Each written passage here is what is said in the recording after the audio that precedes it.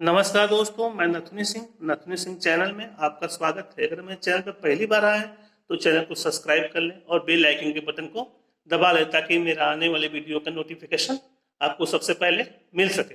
तो चलिए हम वीडियो को स्टार्ट करते हैं। किसी ने क्या खूब कहा है, ना कोई धन चाहिए ना कोई पहचान चाहिए, ना कोई धन चाहिए ना कोई पहचान चाहिए, बस इतना दुआ मांगता हूँ भगवान से, आपकी दुआ और आशीर्वाद चाहिए। मनोहर कई दिनों के बाद आज जंगल में चिड़ियों को पकड़ने के लिए आया हुआ था। उसके पिताजी भी चिड़ियों को पकड़कर उससे जो भी कुछ पैसा मिलता था उससे पूरे परिवार का पेट पालते थे। उनके चले जाने के बाद उनका यह धंधा उनका बेटा संभालने लगा। पिछले कई दिनों से मनोहर की स्थिति अच्छी नहीं थी। उसकी तबीयत खराब थी, उसकी पत्नी पेट से थी, किसी भी समय उससे बच्चा होने वाला था। मनोहर न चाहते हुए भी आज वह जंगल में चिड़ियों को पकड़ने के लिए आया हुआ था, क्योंकि उसके घर में अन्न का एक भी दाना नहीं था। बहुत मुश्किल से वह कबूतर को पकड़कर वह घर की ओर जैसे ही लौटता है तभी उसे अचानक चक्कर आ जाता है और वह जमीन पर गिर जाता है। जैसे ही वो गिरा, कबूतर लगा आवाज करने। उसकी आवाज को सुनकर उसके परिवार के दूसरे सदस्य, उसकी पत्नी और उसके बच्चे चले आते हैं। पति और अपने पिता को बंद हुआ देखकर उसकी पत्नी और बच्चे क्रोधित हो जाते हैं और उस आदमी को मारने के लिए जैसे ही उड़े तब तक कबूतर बोल पड़ा कि नहीं, यह हमारा मेहमान है, इसे हम लोग नहीं मारेंगे, यह हमारा भगवान है, क्योंकि अतिथि भगवान होता है। तब उसकी पत्नी बोली, तो आप क्या कह रहे हैं? क्या मालूम है ये आपको पकड़ लिया है और बाजार में बेच देगा, हो सकता है आपको मार भी दे। मैं जानता हूँ, सब जानता हूँ, लेकिन अगर तुम चाहो तो अपने सेवा भाव से इसका दिल जीत सकते हो और हो सकता है ये मुझे छोड़ दे। उसकी पत्नी ने बोला कि तो बताइए हम लोग क्या करें। तब वो बंद पड़ा कबूतर कहता है कि तुम लोग इसके लिए भोजन पानी का व्यवस्था करो, क्योंकि कल से ये कुछ खाया नहीं है और इसकी स्थिति अच्छी नहीं है, इसकी पत्नी बीमार है। तो इसके जगह पर मैं भी होता तो मैं भी यही काम करता। तुम लोग इसे मारो नहीं और इसके लिए भोजन पानी का इंतजाम करो। अगले पल उसकी पत्नी और बच्चे वैसा ही करते हैं। पत्तल में पानी और कुछ जंगल से फल ले आते हैं। उसे देखकर कबूतर बोला, देखो ये मनुष्य है और इसका भोजन बड़ा है, मतलब अधिक ये खाता होगा। ऐसा करो कि तुम लोग जल्दी से आग जलाओ और मैं बताता हूं फिर क्या करना है।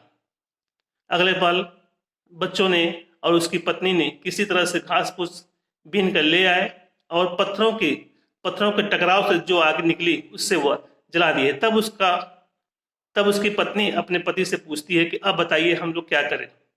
उसका पति जो बंद पड़ा कबूतर है वो बोलता है कि देखो, मेहमान हमारे लिए भगवान होते हैं और भगवान की हमें खूब सेवा करनी चाहिए, इसके लिए भोजन बने। इस बात को सुनकर उसकी पत्नी ने कहा कि आप समझ रहे हैं क्या कह रहे हैं, अपने बच्चे को बलिदान होने के लिए कह रहे हैं। तब कबूतर बोला कि देखो, हम लोग भारत के रहने वाले हैं और भारत में ये जो मेहमान अतिथि का जो दर्जा है वो भगवान होता है, और जब हमारे दरवाजे पर कोई आया है उसकी हम सेवा ना करें, ये हमारा संस्कार में नहीं है। तो अगले पल अपने पिता की बात सुनकर जो उनका लड़का रहता है वह बहुत उत्साहित होते हैं और अपने पिता को प्रणाम करके, माँ को प्रणाम करके आग में कूद जाते हैं। अपने बच्चों को मरा हुआ देखते उसकी पत्नी और उसके पति के आंखों में पानी आ जाता है। तब उसकी पत्नी बोली कि बताइए मेरे लिए क्या आ गया।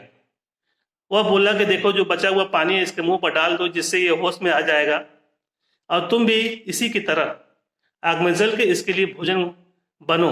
अगले पल वो कबूतरी ऐसा ही करती है।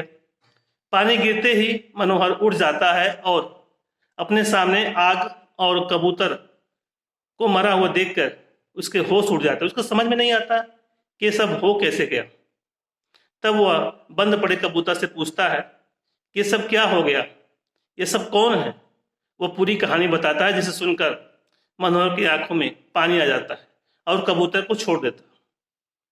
जैसे ही कबूतर बाहर निकलता है और कहता है, भगवान आप भोजन ग्रहण कीजिए, आपके लिए ही इन लोगों ने अपनी जान दे दी और मैं भी अब जान देने जा रहा हूं, क्योंकि इनके बिना मेरा कोई अस्तित्व नहीं है। अगले पल वो भी कूदकर अपना जान दे दिया। मनोहर ये सब देखता रह गया। उसे समझ में नहीं आ रहा था कि आज जो वो देखा है वह आज से पहले क्यों नहीं देखा। ऐसा स्वागत मैंने आज तक कभी देखा नहीं। मेहमान जब घर पे आते हैं तो लोग उनकी सेवा बिल्कुल नहीं करते, लेकिन इन पक्षियों में ऐसा सेवा भगत मैंने आज तक कभी नहीं देखा। वह उनके शव को, मतलब जले हुए शव को उठाकर बहुत विधिवत के साथ उस वहां पर दफना देता है और फिर वहां से वह लौट आता है। तो देख लिया हमारे भारतवर्ष में स्वागत, अतिथि का कितना बड़ा दर्जा होता है। अतिथियों के लिए हम लोग अपने आप को कुर्बान कर देते हैं। अतिथि की सेवा हमारे लिए सर्वोपरि है, क्योंकि कहा गया है कि अतिथि देवो भव। जय हिंद।